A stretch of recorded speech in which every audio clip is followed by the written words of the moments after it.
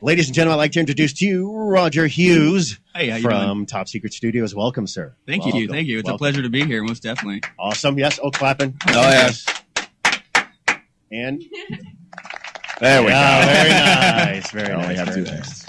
All right, so give us a little bio of yourself, please. I mean, you have really cool little cards here that have tons of stuff I can't pronounce and some stuff that I'm like, oh, I wanted to do that too. So please make me feel bad about myself even more. Plenty of nerdy stuff on there. Well, it's kind of like the whole theme that everybody else is talking about, like just weird stuff that kind of push you in this direction. I mean, while I was going into college for recording, I had the opportunity of being assistant engineer to Chris Huston, who actually made his name doing all the War albums, working with James Brown. Oh, wow. Yeah, working with Led Zeppelin, Beatles, and all that.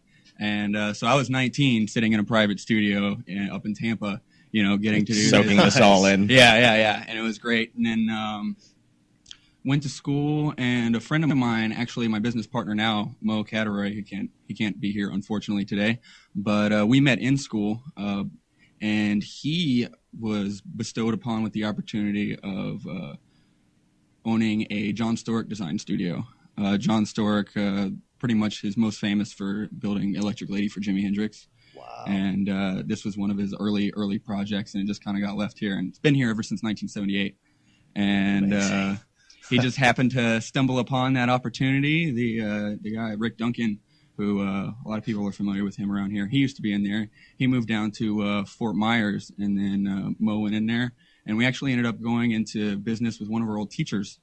And so keeping one of those relationships going. Student-teacher relationship? Nothing like that. But in his situation.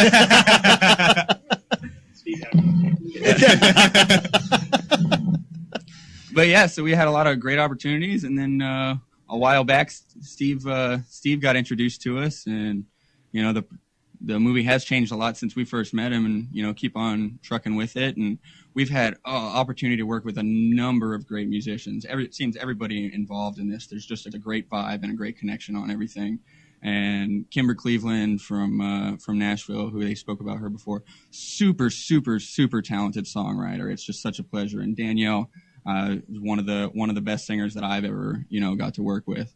Nice. And very just cool. So easy to work with. And Jake, what was your way on it? oh yeah, Jay. Well, I was telling him it's what happened last night?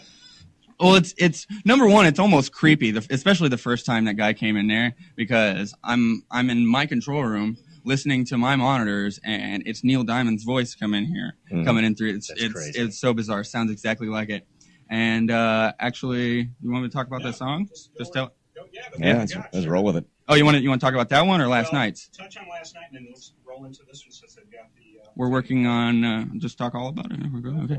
We're working on a cover of. Still have a I don't know. afterwards. Well, okay. Yeah. Steve has to pull me aside after certain conversations with people, and he's like, Roger, you gotta calm down. Don't release the tiger yet. Tiger's out of the cage, man. My friends do that on a basis, but they're like, dude, don't just stop. But no, actually last night we were tracking Jay's vocals for a cover of a popular Joni Mitchell song way back in the day, Free Man in Paris.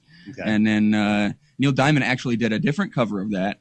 And then so we kind of have it's not like his version at all. We went probably more of a Joni direction than anything. Okay. But it's still got that little Diamond throwback for people who know, and it's very interesting. And we had written one last time he was in town, and a couple of things were off. We didn't get to really sit down with him. We just kind of, let's go for it. And yeah, it wasn't working out that time, and everybody could feel the vibe. And then I gave a CD to Steve the other day, probably right after Jay got in town. And then Steve calls me up probably an hour later. Jay loves it. It's great. And then Jay came in last night, super excited about it. Right on. Took us like an hour and a half to cut his vocals on the song. Sweet. And yeah, it was great. He was happy with it, right? Oh yeah. Well, and that's one of the big things being a producer is number one, doing all the music right. But there's little things working with musicians and everything. A lot of stuff I got to pick up on from Chris Huston when I was 19, and just working with people and doing that